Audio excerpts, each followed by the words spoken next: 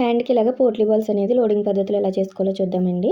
అయితే ఫస్ట్ మనం లైనింగ్‌ని ఇలా తీసుకొని 2 వైపులా కూడా లోతు తీసినవి ఉన్నాయా లేదా ఒకే సైడ్ అనేది చెక్ చేసుకోవాలి. ఆ తర్వాత కిందన పోట్లీ బాల్స్ అనేది అటాచ్ చేసుకోవాలి. మనం అటు ఇటు కూడా ఖర్చుకి ఎంత పెట్టుకున్నామో అంతా మార్క్ చేసుకోండి. ఇప్పుడు మిడిల్ మార్కింగ్ ఒకటి చేసుకొని అక్కడి నుంచి మీకు ఎంత లెంత్‌లో కావాలో పోట్లీ బాల్స్ మార్కింగ్ చేసుకొని కిందన 1/2 ఇంచ్ అనేది ఖర్చుకి ఇలా ఉండేలా చూసుకుంటూ చివరి కుట్టు పడేలాగా పోట్లీ బాల్స్ అన్నీ కూడా స్టిచ్ వేసేసుకోండి. ఎక్స్ట్రా ఉన్న క్లాత్ అనేది ఇలా కట్ చేసేసుకొని పైన మెయిన్ పీస్ పెట్టుకొని ఇలా లైనింగ్ పైనే మళ్ళీ ఇందాక ఎక్కడైతే స్టిచ్ వేసుకున్నారో అక్కడే స్టిచ్ పడేలాగా ఇలా స్టిచ్ వేసేసుకోండి.